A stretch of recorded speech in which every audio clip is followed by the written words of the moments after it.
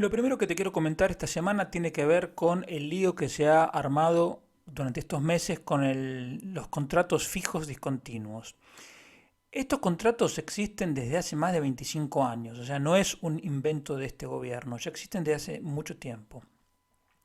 La particularidad de estos contratos es que la relación laboral es, por un lado, indefinida porque no tiene una fecha de finalización, pero al mismo tiempo se intercalan periodos de actividad, que son los periodos en los que el empleado está trabajando, con otros periodos de inactividad, es decir, en los que el trabajador no está trabajando.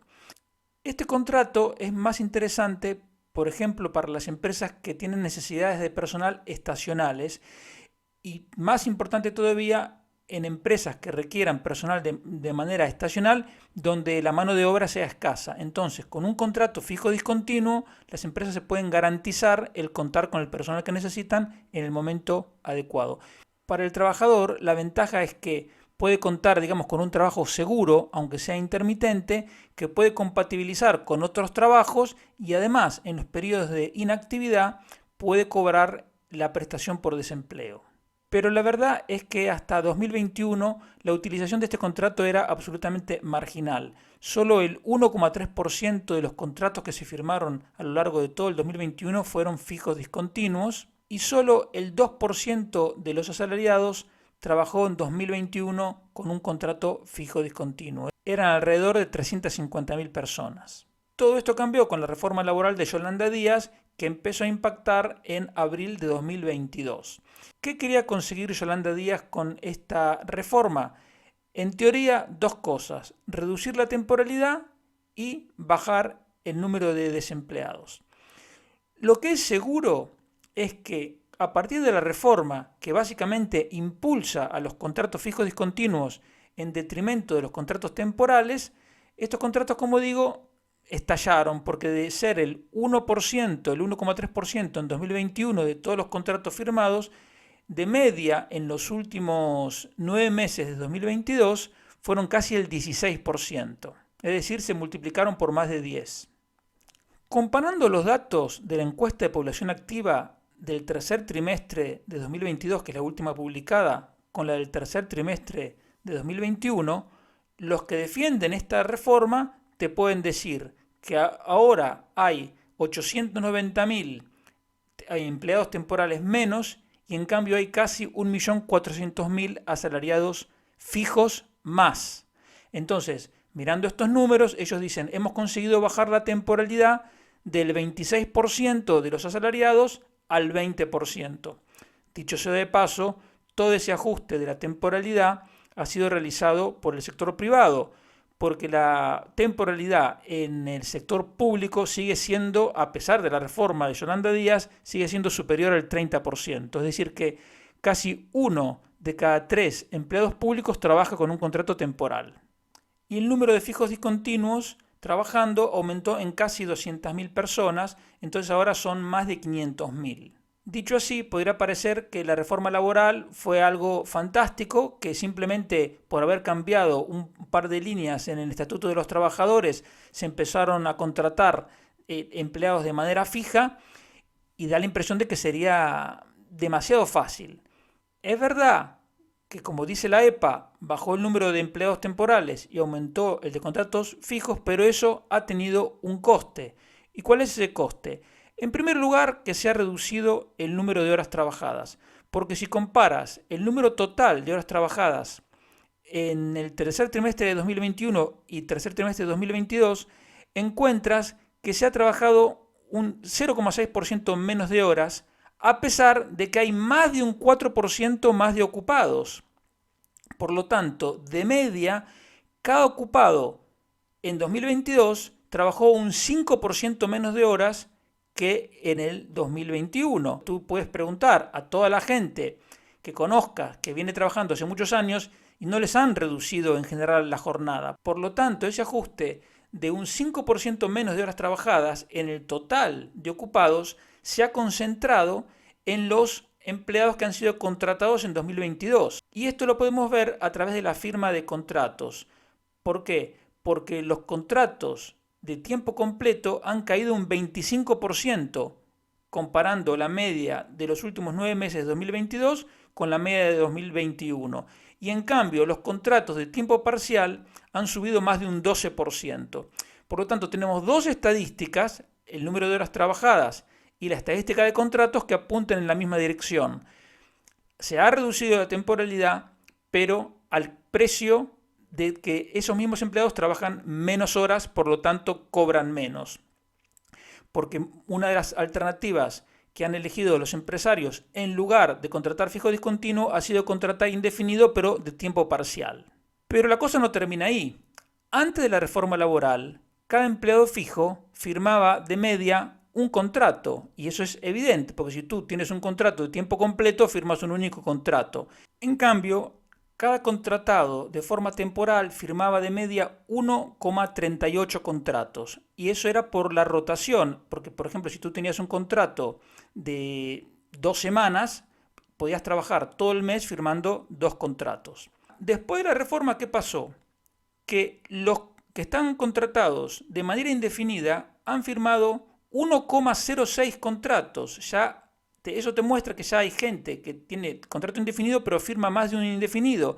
Es decir, firma más de un contrato fijo discontinuo o 2 contratos fijos de tiempo parcial, por ejemplo. Y de hecho, si nos restringimos a los contratos indefinidos de tiempo parcial, vemos que cada persona contratada con ese contrato ha firmado 1,1. Por lo tanto, donde no había rotación, que era en los contratos indefinidos, ahora la hay. ¿Y qué pasó con los contratos temporales después de la reforma laboral de Yolanda Díaz y Pedro Sánchez? Que lo que era 1,38 bajó a 1,33. Por lo tanto, para reducir la temporalidad de manera estadística, tenemos un menor número de horas trabajadas, que los empleados están cobrando menos que antes porque trabajan menos horas, que aumentó la rotación en los fijos, cuando eso antes no ocurría, que apenas se redujo la rotación entre los temporales y además que se ha distorsionado la estadística de contratos, porque en 2021 teníamos que un 11% de los contratos eran fijos y un 89% eran temporales, y ahora tenemos que los contratos fijos aumentaron del 11 al 44%, y que los temporales bajaron del 89 al 56%. Pero claro, ahora dentro de los indefinidos tenemos un montón de fijos discontinuos, un montón de indefinidos de tiempo parcial, y por lo tanto esta estadística ya por sí sola no nos dice nada. El otro punto importante con los fijos discontinuos es el relativo a cómo se contabilizan en las estadísticas. Porque hay mucha gente que cree, equivocadamente, que los fijos discontinuos están incluidos entre los afiliados, es decir, entre la gente que está trabajando, incluso cuando no están trabajando, y eso no es correcto, eso no es así. La estadística de afiliaciones a la Seguridad Social no está distorsionada por el tema de los fijos discontinuos, porque cuando no están trabajando se los quita de ahí. El tema, el truco que tienen los fijos discontinuos es en la contabilización, en el registro del paro. Porque antes, por ejemplo, un empleado temporal se le terminaba el contrato y pasaba de estar trabajando a estar parado. En cambio ahora, un fijo discontinuo está trabajando, pero cuando pasa a un periodo de inactividad no cuenta como parado, cuenta como demandante ocupado en la jerga oficial. Esto no es nuevo, esto se viene haciendo desde que existen los fijos discontinuos. Lo que pasa es que, como te dije antes, los fijos discontinuos tradicionalmente eran un fenómeno marginal. El tema es que ahora, como son muchos, ahora sí tiene un impacto en las estadísticas. Entonces, el hecho de reclasificar una parte de los parados, haciendo que en vez de estar entre los parados estén entre los demandantes ocupados, le permite al gobierno mostrar un menor número de parados y además mostrar una reducción más rápida que la real. Ahora que te expliqué el tema de los fijos discontinuos, vamos a la segunda parte, que es el análisis de los datos de diciembre. Y lo que pasa en diciembre es lo mismo que te vengo comentando en los meses anteriores, que son datos demasiado buenos para cómo está el estado general de la economía. Porque si tú miras el total de afiliados, ha crecido en diciembre un 2,4% con relación a diciembre del año anterior. Y eso sigue siendo, desde mi punto de vista, un dato, insisto, demasiado bueno para cómo está la economía. Al mismo tiempo, el número de parados registrados ha caído un 8,6% con relación a diciembre de 2021. Ahí sí hay un truco, porque como te voy a decir ahora, esta reducción del paro en realidad tendría que ser 6%, no 8,6%, pero así todo, incluso un 6%, es una reducción significativa. ¿Cuál es el contexto económico que digo que es tan malo? Es un contexto que se caracteriza por la subida de los tipos de interés y una alta inflación. Y esas dos cosas tienen una característica común, que carcomen las rentas de la familia, sean salarios, sean dividendos, sean alquileres, lo que sea, y carcomen también los márgenes de las empresas y que en cualquier caso les dificulta la posibilidad de invertir. Pero además, el tema no es que estemos simplemente ahora en un momento puntual de repunte de los tipos de interés y de alta inflación, porque sabemos que los tipos de interés van a seguir subiendo, porque si tú miras una media histórica, ves que un Euribor de un poco más del 3% sigue siendo relativamente bajo, y además porque el propio Banco Central Europeo, que dicho sea de paso, es el que ha creado este problema de la inflación, porque es el único que puede emitir euros, nos dice en sus proyecciones económicas que el objetivo de inflación del 2% no se va a cumplir ni siquiera en 2025. ¿Eso qué quiere decir? Que las familias van a seguir perdiendo poder de compra y por lo tanto eso va a potenciar los problemas de las empresas. Que te esté diciendo que los datos son demasiado buenos no quiere decir que no haya problemas, evidentemente, porque tenemos tres sectores muy importantes que vienen reduciendo el número de ocupados.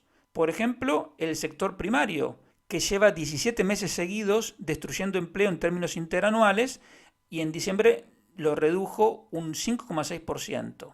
Luego tienes el servicio doméstico, que lleva 13 meses seguidos reduciendo su número de ocupados. Tanto en el sector primario como en el servicio doméstico, el problema de fondo es la subida exagerada del salario mínimo. Por lo tanto, si lo vuelven a subir, estos sectores van a seguir destruyendo empleo. Y el tercer sector importante que sigue destruyendo empleo es el sector de finanzas y seguros. Hace 41 meses que este sector viene destruyendo empleo todos los meses. Tú comparas cuánta gente trabajaba en finanzas y seguros un año antes y siempre te encuentras menos gente. Hace, como digo, 41 meses. Hoy trabaja en finanzas y seguros un 15% menos de gente que hace 20 años. ¿Y cuál es la respuesta del gobierno a esta situación? Pues meterle un impuesto extra a las comisiones y al margen de intereses, que por supuesto va a hacer que continúe la destrucción de empleo en este sector. También tenemos otros tres sectores importantes, las manufacturas y el comercio, que están creciendo menos de la media, menos de un 2%, y el sector de los autónomos, que son más de 3 millones de personas, donde no ha crecido. Es decir, a final del 2022 había el mismo número de autónomos que a final de 2021. De los sectores grandes, los únicos que están teniendo un crecimiento del empleo significativo son, en primer lugar, la hostelería, donde sigue influyendo la recuperación del turismo del exterior.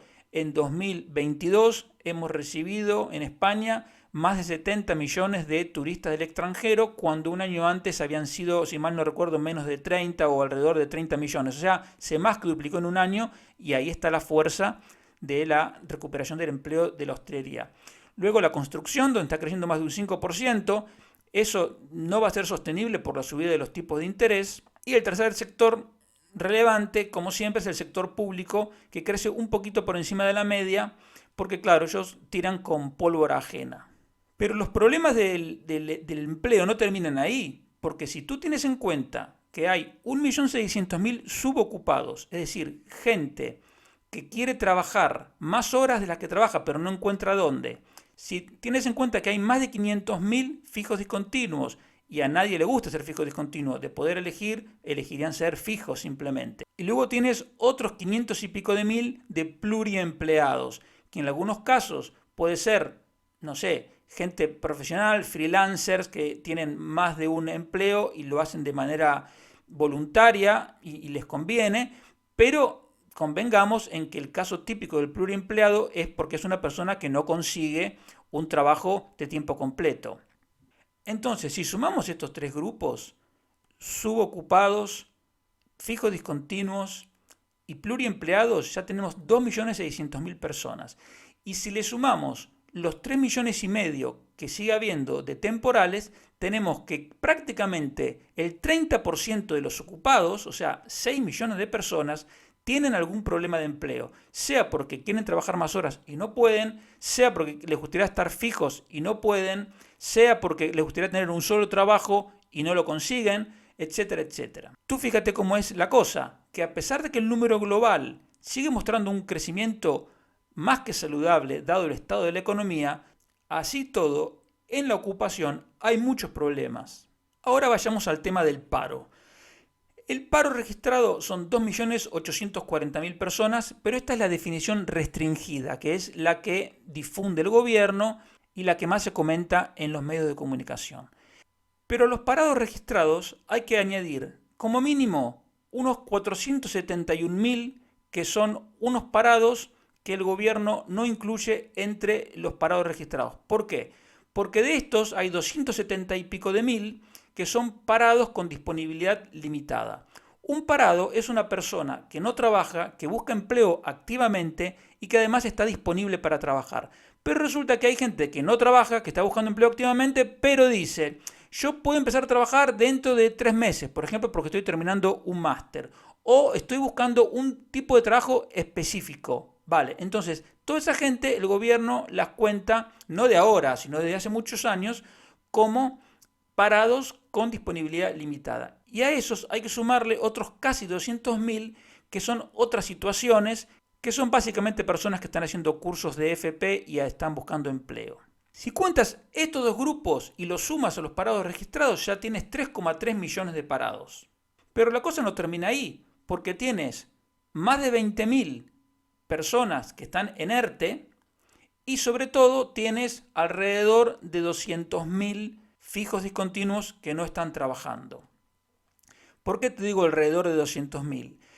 Porque tanto las personas que están en ERTE como los fijos discontinuos que no están trabajando forman parte de un grupo más grande que se llaman demandantes ocupados, es decir, gente que está buscando trabajo pero que ya tiene un trabajo.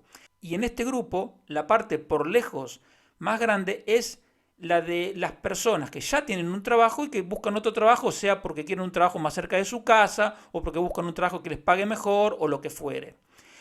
Nosotros sí sabemos cuántas personas están en ERTE, porque eso el gobierno lo publica por separado, pero no sabemos cuántos fijos discontinuos están en situación de inactividad. Por lo tanto, no hay más alternativa que estimarlo. Mi estimación es que son alrededor de 200.000.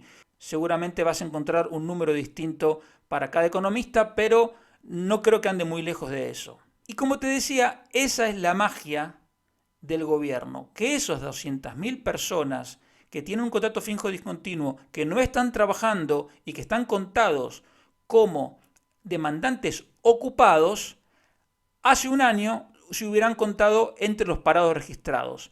Entonces, si tú sumas estos 200.000 más los casi 21.000 que están en ERTE y los otros 3,3 millones que te decía antes, tienes que hay prácticamente 3,6 millones de parados. Que es un número, primero, mucho más grande que los 2.840.000 que dice el gobierno y que se ha reducido, sí, pero mucho menos de lo que dice el gobierno, porque esta definición amplia, aunque más que amplia tendremos que llamar la definición realista de los parados, ha caído un 6% interanual, diciembre contra diciembre, que ya te digo que es igual una reducción significativa, pero no es casi el 9% de reducción de la que habla el gobierno. Por lo tanto, si comparamos la definición restringida de paro registrado que usa el gobierno de 2.840.000 con esta que te digo de alrededor de 3,5 millones o un poco más, podemos concluir que el gobierno se olvida de contabilizar prácticamente a 1 de cada 5 parados. Y si sumamos a los más de 3,5 millones de personas que forman parte del paro en la definición realista, con los 6 millones de personas que podemos estimar que están ocupados pero con algún problema laboral, como los fijos discontinuos, como los subocupados, etc., son 6 más 3,5 millones son casi 10 millones de personas que tienen problemas de trabajo, sea porque no lo tienen o tienen un trabajo insatisfactorio. ¿Se ha reducido la temporalidad? Sí, al coste que ya te comenté de menos horas trabajadas, distorsionar las estadísticas y haber aumentado la rotación entre los fijos. ¿Ha bajado el paro registrado? Sí, pero mucho menos de lo que dice el gobierno y además hay mucho más parados de lo que dice el gobierno. Entonces, y si además sumas los 6 millones de ocupados que tienen problemas laborales, evidentemente la situación está lejísimos de poder mostrarse de manera satisfactoria. Y te repito, todavía no se han mostrado en toda su magnitud los efectos de la subida de los tipos de interés y de la inflación. Y para terminar, y para mostrarte con un ejemplo práctico qué mal orientada estuvo la reforma laboral, es decir, qué mal diagnóstico de la situación tienen en el Ministerio de Trabajo, se me ocurrió comparar la indemnización por despido en distintos países europeos. Como sabes, hay despidos procedentes e improcedentes, cosa que para mí es un error, por dos motivos. En primer lugar, porque estamos hablando del derecho de propiedad. Si un empresario está pagando con sus recursos un salario y decide que no quiere o no puede seguir pagando ese salario, la ley no tiene por qué impedírselo, mucho menos porque el trabajador no queda desamparado, aunque evidentemente es verdad que el trabajador prefiere mantener el trabajo, pero quiero decir, no queda desamparado porque cuenta con una indemnización por despido y además un seguro de desempleo.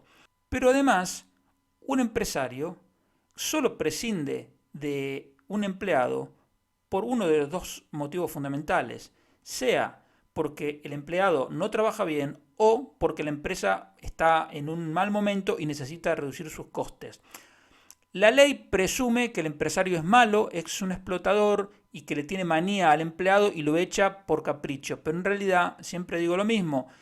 Una empresa es como un equipo de fútbol. Si tú tienes un buen jugador, lo que quieres es que se quede en tu equipo, no que se vaya. Y de hecho, las grandes empresas y las pequeñas también, en la medida de sus posibilidades, tienen políticas de retención de personal para que no se vaya el personal valioso. Y un tercer motivo por el cual es un error que haya esa distinción artificial entre despido procedente e improcedente es porque aumenta la litigiosidad y desalentar más la contratación de personal. Pero ¿esto por qué te lo comento? Porque comparar la indemnización por despido improcedente es prácticamente imposible. Por ejemplo, en Reino Unido lo define el juez. Hay otros países que tienen en cuenta el tamaño de la empresa, incluso la edad del trabajador. Entonces, hacer una comparación limpia del despido improcedente entre distintos países es prácticamente imposible y por eso no lo tomo como... esas cifras no te las comento. Pero sí podemos comparar de una manera bastante ajustada lo que es el despido procedente. Y en España, como sabes, el despido procedente tiene una indemnización de 20 días por año trabajado, que es prácticamente el salario de un mes. En Francia, el despido procedente tiene una indemnización por despido de un cuarto del salario mensual por año trabajado. Aquí, te repito, es un salario por año y en Francia es un cuarto de salario por año. En Alemania es medio salario por año. En Reino Unido es menos de medio. En Suecia es cero, no hay indemnización por despido en Suecia. En Portugal es 12 días por año trabajado.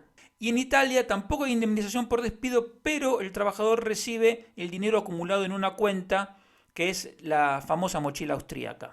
Dicho sea de paso, aquí en España hay muchos que siempre miran a Italia por encima del hombro y se ríen y critican la inestabilidad política de Italia, pero sin embargo los italianos son capaces de hacer reformas que aquí son impensables. No solo por esto de la mochila austríaca, sino en el sistema de pensiones que hace años ya tiene las cuentas nacionales, es decir, tú aportas y ese aporte va a tu nombre, aunque tú lo pagas al gobierno, en el sector público, tú sabes cuánto aportas para ti y tu jubilación va a estar vinculada con el monto acumulado en tu cuenta individual. Yendo a un caso concreto, imaginemos una persona que lleva 4 años trabajando y que es despedida de forma procedente. ¿Qué tenemos? Que en España tendría que pagarle a la empresa 4 meses de salario. En Francia tendría que pagarle 1 mes de salario. En Alemania 2 meses. En Italia y en Suecia nada. Y en Reino Unido y en Portugal 1 salario y medio. Por lo tanto, demuestra que la indemnización por despido de España es disparatada cuando se lo compara con los demás países europeos. Imaginemos otro ejemplo práctico. Una persona que lleva 10 años trabajando y hay que despedirla, siempre de manera procedente. En España son 10 meses de salario. En Francia 2,5. En Alemania 5 salarios. En Reino Unido y Portugal 4 salarios. Y en Italia y en Suecia 0. Por lo tanto, cuando nosotros nos preguntamos por qué España tiene siempre una de las 2 o 3 tasas de paro más altas, una de las respuestas es porque tiene indemnizaciones que son mucho más caras que las de los demás países europeos. Si nosotros tuviéramos la misma indemnización por despido que Alemania o que Francia, no estoy hablando de países que podamos decir ultraliberales, estamos hablando de Alemania y de Francia. Simplemente reduciéndolas a ese nivel, podríamos ayudar a reducir la tasa de paro de una manera permanente, porque como está configurada la ley laboral hoy, significa que un empresario está acumulando una deuda potencial con sus trabajadores, y cuanto más tiempo pasa, esa deuda es mayor, y se da la doble circunstancia de que al empresario le es cada vez más difícil despedir y el empleado tiene cada vez menos incentivo para trabajar bien porque sabe que despedirlo es tan caro que no lo van a despedir. ¿Y eso cuál es el problema? Que cuando viene una mala situación, las empresas, en lugar de despedir al personal que deberían, porque es el menos productivo, tienen que despedir al personal que es más barato despedir. Y eso no solo es injusto, porque al final se castiga al que trabaja bien, sino que reduce la productividad general de la economía. Y ese mismo coste de indemnizaciones exagerado en comparación con otros países europeos es otro de los motivos por los cuales la empresa española es más pequeña que en los países de nuestro entorno, porque crecer para un empresario español es muy, muy caro, tiene muchos riesgos. Cada empleado adicional que contrates es como contratar una nueva hipoteca, con el agravante que no sabes cuánto te puede llegar a costar. No tenemos la mayor tasa de paro o una de las mayores tasas de paro de Europa por casualidad. Es por leyes malas y un solo punto de esos, que podríamos decir mucho más puntos negativos de la ley laboral, pero uno es la indemnización por despido, lo cual tiene consecuencias negativas no solo para las empresas, no solo para la economía, sino también y muy especialmente para los propios trabajadores que supuestamente la ley quiere proteger.